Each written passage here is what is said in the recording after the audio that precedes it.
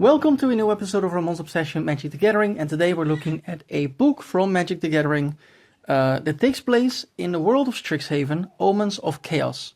It's a book that was released on the 4th or 6th of April, if I'm not mistaken, written by Shannon McGuire, if I pronounced this correctly.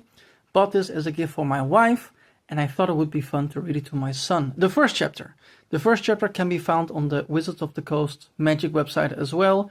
It's available to everyone. I'll put a link in the description of the video so you can read it yourself, or you can just listen to me read it to you. This book also came with an exclusive Command Tower card, if you had the first edition. In the back, that's where you had a little foldy thingy.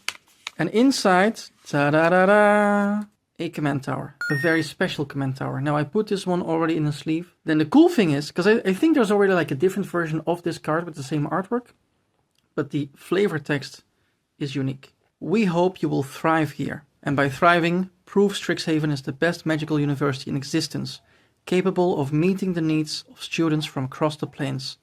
Kasmina. Let's read the first chapter to my son and see how he likes it. Little baby, it's time to wake up. Wake up! There you are. Now that you're awake, I want to read to you Omens of Chaos, the first chapter. Pay good attention and let me know what you think, okay? Strixhaven, Omens of Chaos by Shannon McGuire.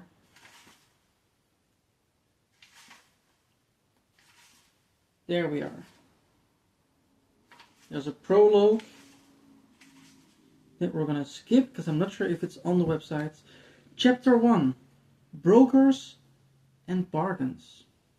Blue, watch yourself! The shout comes a bare breath before the sound of crumbling masonry. Eula Blue, unwilling cleanup worker and self-trained shield mage, throws her hands over her head, a dome of pale, misty light forming around them as the rest of her team presses in beside her. This has happened often enough that they have learned the safest place to be during a collapse is as close to Eula as possible.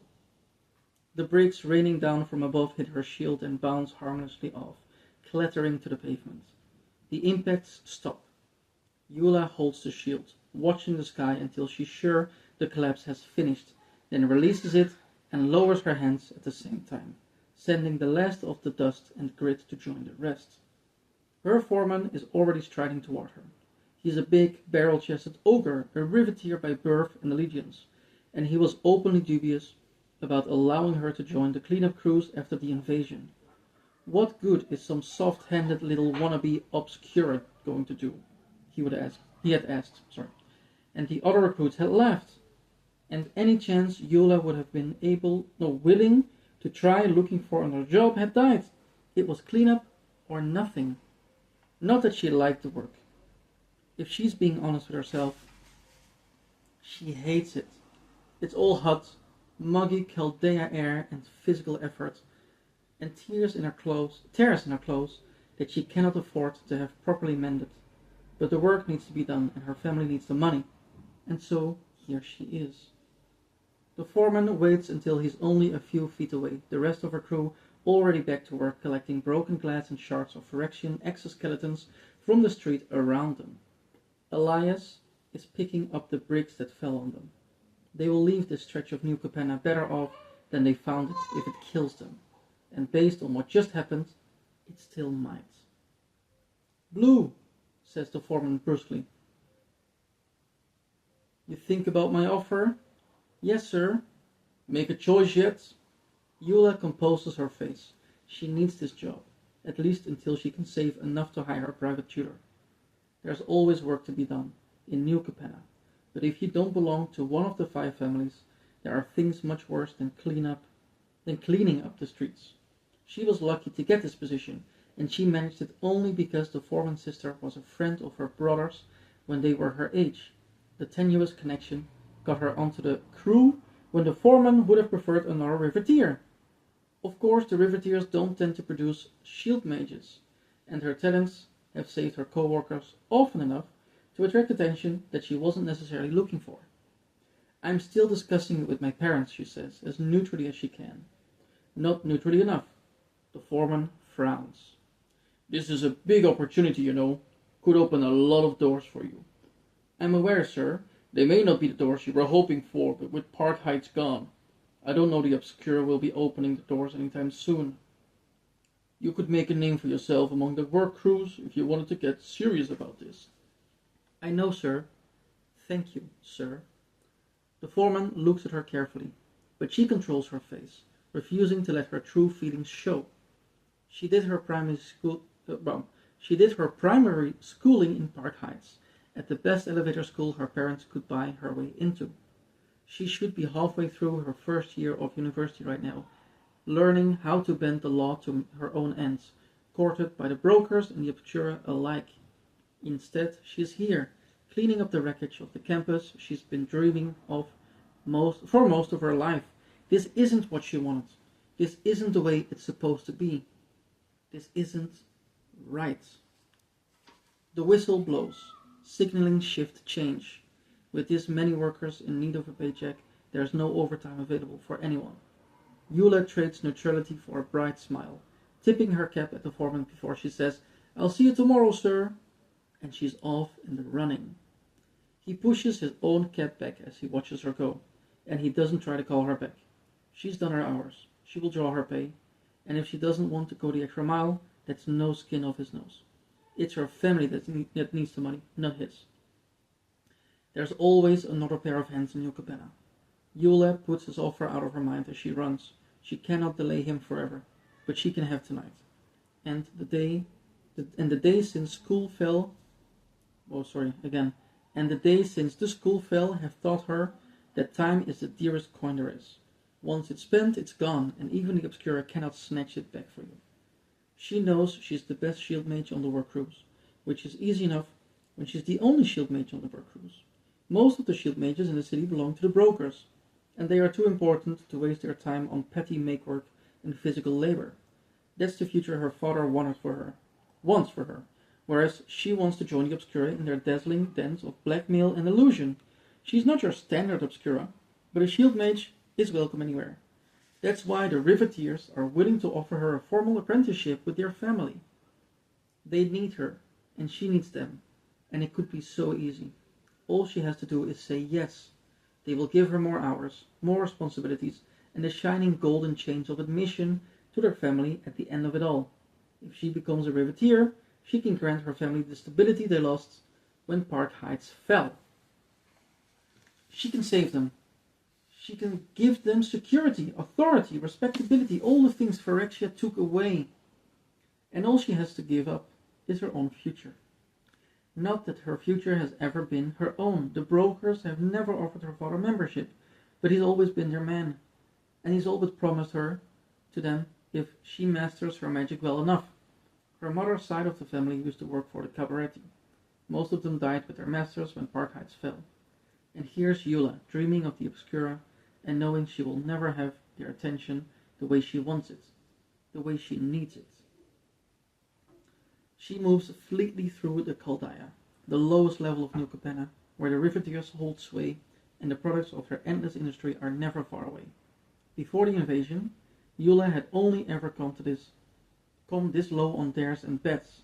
She had been a true child of the Mezzio, eyes fixed firmly on Park Heights, and she had been sure nothing was going to stop her upward climb.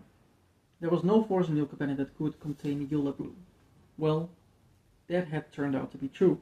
There was no force in New Capenna, but there were forces outside it that didn't care about her dreams or aspirations, and Phyrexia had brought her hopes for an education crashing down to earth, tangled in the wreckage of the school where she had been intending to craft her future. Now here she is, one more child of the Caldaya gutters, caught between a lifetime of hard labor and preserving her slim chance at an escape in exchange for locking her entire family into that same fate. She's 19. This shouldn't be on her shoulders. So Eula runs, temporarily free, racing toward an uncertain future. Before Park Heights fell and took both her family's fortunes and their neighborhood tumbling down with it, Eula knew exactly how her life was going to go.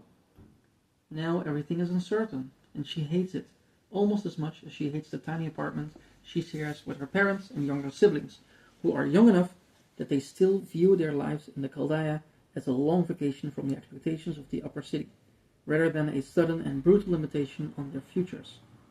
Her older brother has his own place in the Riveteer neighborhood, more permanent, more secure, but the apartment she shares with the rest of her family is safe and quiet enough that Yula can sleep at night, and she wants to be grateful for that. She just doesn't know how. Resting her backside against the silvered stairway rail, she half slides, half rides it to the bottom of the granite stairs and trots down the last short block between her and home, slowing as she nears the door. She hates her job. She hates coming home almost as much.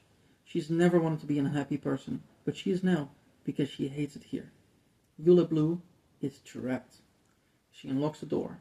No open doors this deep in the Kala, and lets herself into the cramped front door, packed with second-hand furniture and children's toys. The air smells, as always, like boiled vegetables and whatever mom's roasting for dinner. She can't think about food yet. She never can before she gets a shower, and all it does is turn her stomach. Yula? Her father's voice comes from the narrow doorway connecting the front room and kitchen. Is that you? Yes, Dad, it's me. Who else would it be? Unless someone's lost the key, everyone else who lives here should be home by now. Can you come in here? He sounds uncharacteristically serious. Yula frowns as she moves towards his voice, wiping her grimy hands on her jacket. Maybe something happened to Elton.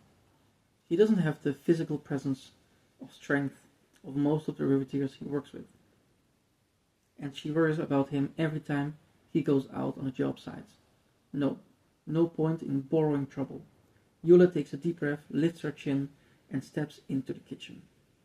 The whole family is there, save for Alton, which just makes the fear she's trying so hard to suppress spike harder. The kids have bowls of cut fruit distracting them, and her parents sit at either end of the small breakfast table, her mother looking worn out and worried, her father holding a letter in his hands. Yula's eyes go to it immediately. The paper is thick and looks expensive, with the texture that comes only from money. She doesn't recognize the seal at the top, but that looks expensive too, like someone invested in making sure it would be identifiable at a distance. What's that?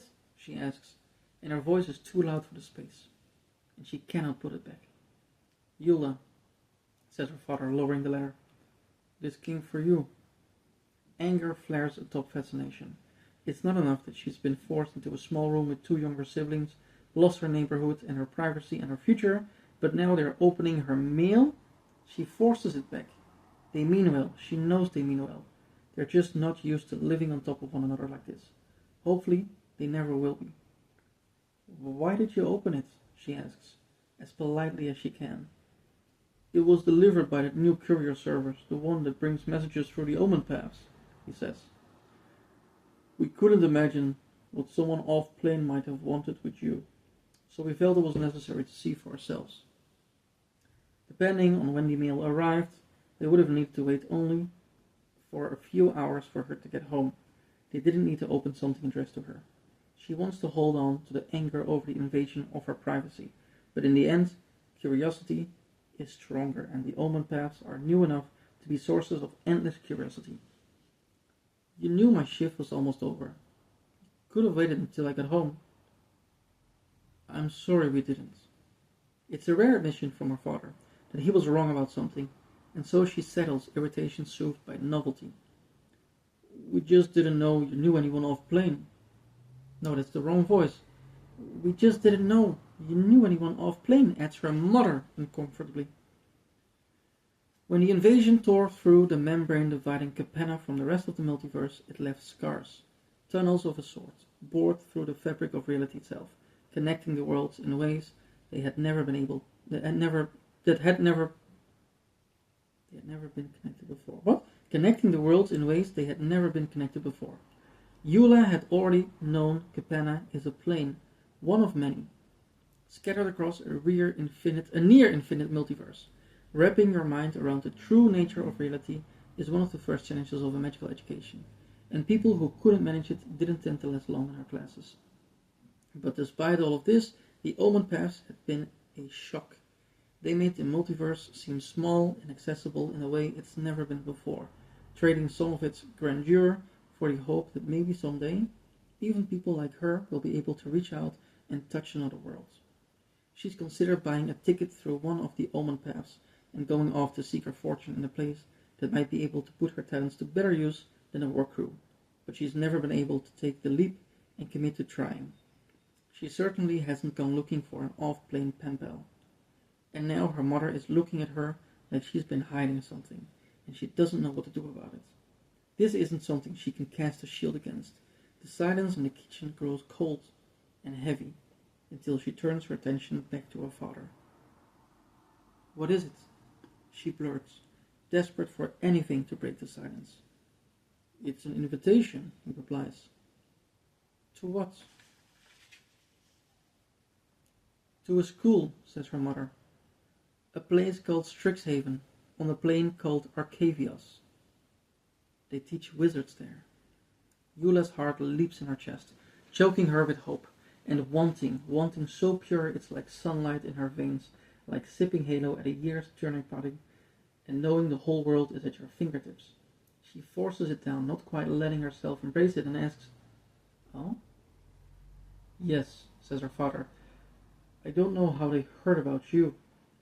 He pauses meaningfully, giving her the opportunity to confess to sending in an application, to inviting their attention. She doesn't say anything. She didn't do it, and protesting her innocence will only make her look guilty. "But they did, and they would like to offer you a place in their incoming class. Tuition and supplies fully covered, although we can't afford to pay the extra fee for a private room. They included the ticket through the Omen Path network to Arcavios, in case you want to accept the place." "I do," she says without thinking, taking a half step forward, already reaching for the letter. Her father twitches it away. "I don't know that we want to let you go to school off-plane," he says. "How will you learn to be a proper Capennan law mage if you are learning another world's laws? If I'm a fully trained shield mage, you know the brokers will teach me the law," she says. "They still have the people for it. Even if we've lost the Wizards College, I can do it." "So you still want to be a broker?" There's a hard edge to his voice. One she understands better than she wants to. Eula swallows. "Yes, sir," she lies. It's all he's ever wanted for her. She can learn to want it for herself the way he needs her to. Even if she knows she would be happier among the obscure. Even if she wants to sit at Rafine's feet and listen to everything their ancient seer has to teach her. She can put her own desires aside for the sake of the family. But her father isn't thinking about the obscure at all, or Eula's oft-derided ambitions. "You haven't decided you'd rather be a riveteer workhand for the rest of your life?" he asks. Eula recoils. "No, sir. I'm only working clean up for the money to help this family, not because I want to. They will get by just fine without me. And if I go to this school, I'll get to learn. That's all I've ever wanted." Fear strikes then, sharp and biting. Maybe he's asking all these questions because they cannot get by without the money she's been bringing in. Maybe he's not going to let her go. "This school, it's not something we have any information about. It's not something I've ever heard of before, and things being what they are, it's entirely possible the brokers don't have any information about it either." "Yes, sir," she says, automatically. Her father nods, frowning to himself. "So any information you could gather would be something new, something valuable." "Sir?" "You will go to this school, if they are so eager to pay your way. You will learn everything they have to teach you and everything they don't intend to teach you. And you will bring it all back here, to New Capenna, to your family, to the family." It's the same word. The way he stresses it the second time he says it turns it into something else entirely. Eula swallows. She wants to belong to a family, even if she doesn't agree with her father about which would be the best fit for her. Joining one of the 5 families and having access to their resources and protection is what every citizen of New Capenna dreams of. It's what she's been working towards since the first time she managed to summon a weak shield, barely strong enough to stop a soap bubble. It's what she thought she lost when Park Heights fell, and now that it's possible again, all she can think is, "I'm going to school. I'm going to go through an Omen path to a different world. And I'm going to go to to a real school, where they will teach me all the magic I want to know. I'm going to school. She feels like she's walking on air as she follows her mother out of the kitchen and through the small apartment to her room. You leave tomorrow, her mother says, her voice clearer now that they are alone. She always sounds more sure of herself when her husband is in the room. We have to pack.